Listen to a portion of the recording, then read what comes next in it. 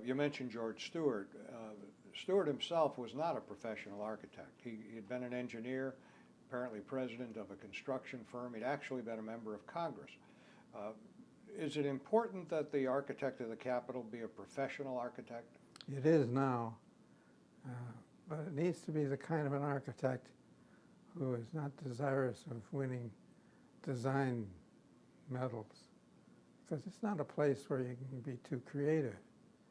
Uh, you have to know architecture and all that's involved in that, which is much more than just what it looks like.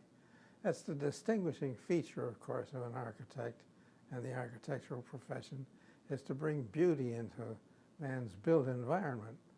And while that's the distinguishing feature, most people think of an architect as uh, some wild-eyed radical that tries to change everything. And that's not what it's all about. It's a highly technical need that, in general, is something that many architectural students wouldn't take to.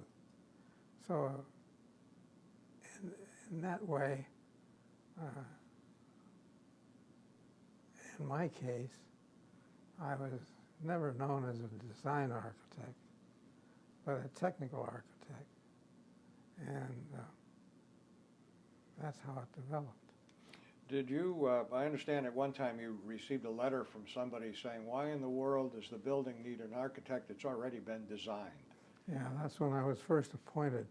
Somebody wrote a letter in saying they always thought the government was wasteful, but here was proof positive. They'd appointed an architect for a building that had been completed for 200 years.